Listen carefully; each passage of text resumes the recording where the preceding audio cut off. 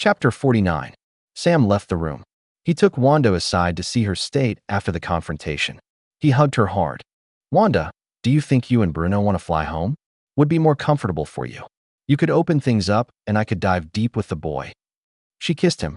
"Thanks for driving. I scheduled a return flight before I flew here. I called the airline and bought a ticket for Bruno after breakfast." She started to walk away. "Should I be jealous? Maybe you should be, honey. But I think I have too much invested to change my mind." Sam paid the big hotel bill and carried a heap of stuff Bruno decided to buy for his new place. No matter what Sam said about being his place or waiting, Bruno said he was taking over. Sam loaded the Jeep and tied boxes to the top. Stephen laughed the whole time his father struggled and swore. "Dad, you know I can help you. You help me carry it here. I just don't want this falling off on the highway, but I'm about to start a bonfire with all this shit." Sam thought that not swearing couldn't be done, but if he didn't stop, someday his son would be out of control. "You are starting back to school Tuesday. I want you caught up by Friday." "Sunday, Dad." "Nope, Sunday. It will be our day from now on. Saturday will be your Mother's Day with you. You good with that?" "Yeah." They hopped in the Jeep. Sam gave Stephen the clipboard and gave him the logistics of the trip. 10-hour trip in 12 hours with 5 stops. Sam planned to arrive at 5 a.m. Monday. He planned to be in the office at noon, a day earlier than planned. "Stephen, pick 5 stops, 1 every 2 hours. Pick an awesome place to really eat about 4 hours in." By the time they drove out of the city and hit Route 94, Stephen had the agenda written down. He navigated for his father. Sam pulled over and called Sal. "Sal, to smooth things over, I'm moving you to assistant manager at the shop. You will have your health care for your family. I'll honor that till you find something else. But your behavior better be good toward Claudia and Miguel. Are we in agreement?" "You're welcome." Sam was worried Sal would be on the same flight as Wanda. Bruno would be there, but he didn't want any complications from his decisions toward anyone. He was looking forward to personally handling his stuff. He texted his father Max, Wanda, and Miguel with his decision. Sam pulled back on the road, and Stephen helped him out of the city. Once they were on the highway, Sam said, "Stephen, write down what I tell you." Sam mapped out every business that was sold. Each one had a plan to keep it in business. Sam didn't want any business back from a failure to not pay off the sale price. Mainly selling for each company would grow the sales to make that happen. They drove for 2 hours. Sam waited. "Dad, explain why you sold all the businesses and still want to help them? I don't get it." "Each business is a piece of me. I put time in and I gave it to someone else to run, usually an expert. They have been guided from behind the scenes. If my ideas were up front, they would never purposely use them. Why not? That's the question. Too many answers. This works for me. I want them to succeed, and they will. Can you show me more stuff this year?" Next project is a price book for Wanda. That and tracking behavior at Kane. "I'm going to show you math percentages and how to apply them to human behavior. You will be paid for your work." The ride was going to be intense. It would be a lot of waiting. Sam usually would be the one to talk to his son nonstop. Today the son was going to have to lead. Sam's motive was to guide his son from today until he graduated. Stephen's interests would have to come to the surface, his own ideas built with his own thinking. Sam couldn't help himself.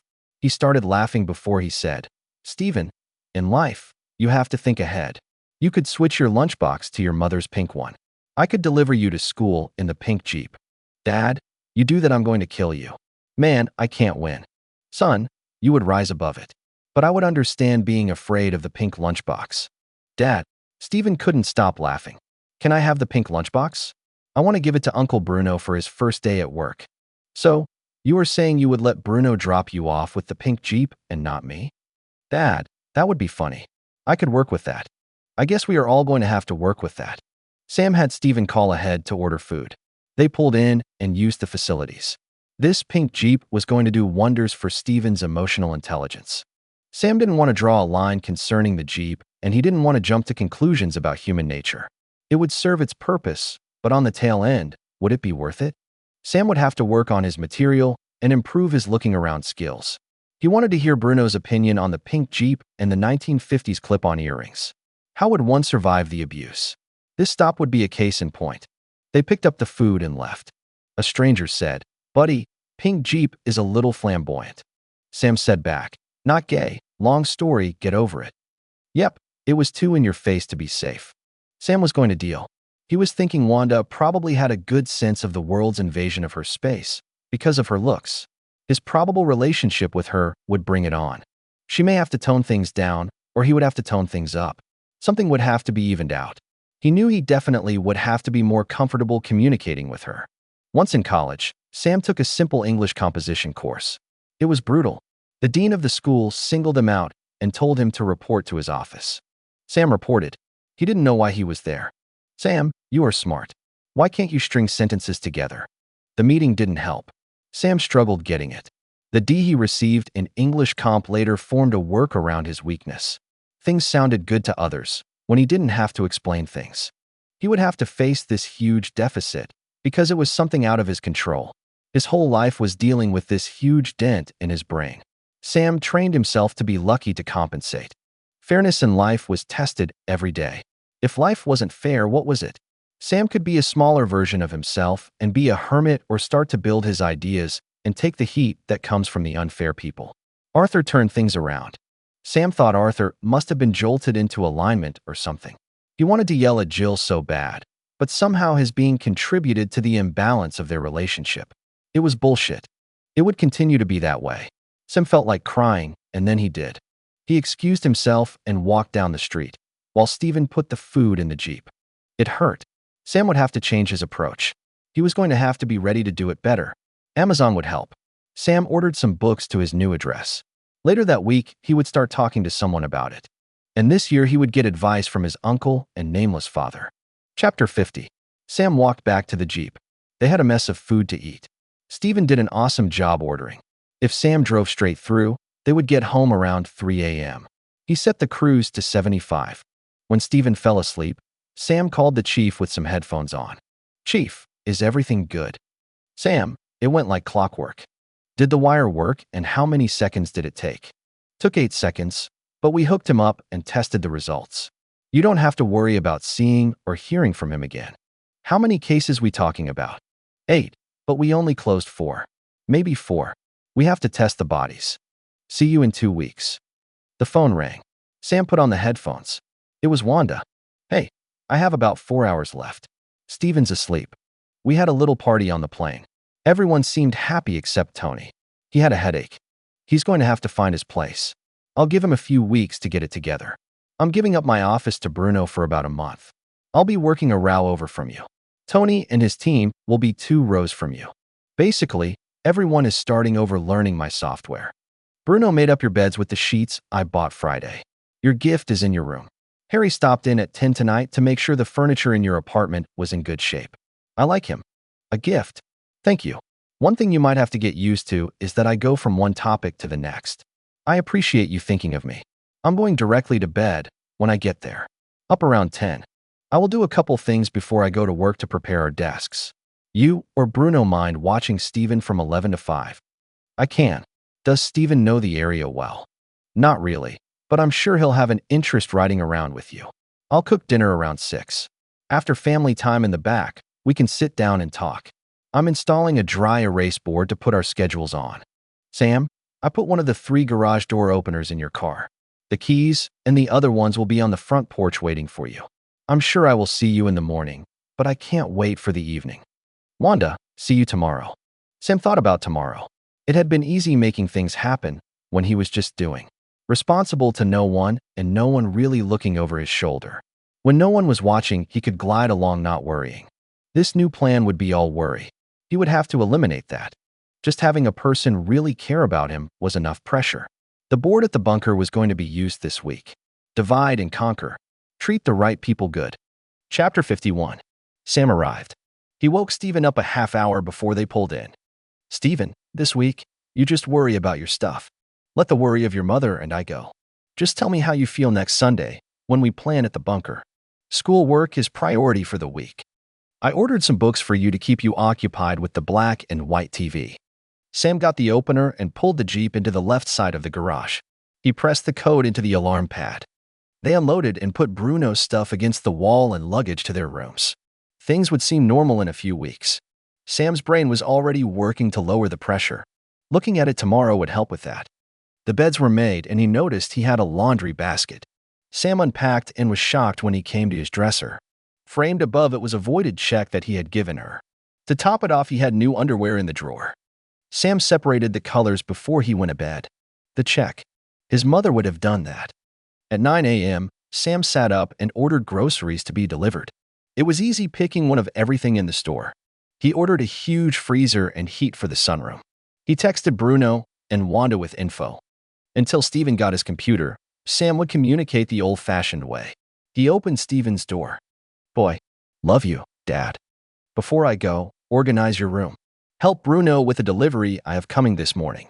Do not leave with Wanda anywhere until groceries are put away. Tell me what I just said. Before you walk out the door, get my butt out of bed to unpack. Delivery coming and put food in fridge. Have Wanda buy me lunch. Good. I don't see you moving to push-up position, over. And you're using my card to buy her lunch and fill the Jeep full of gas."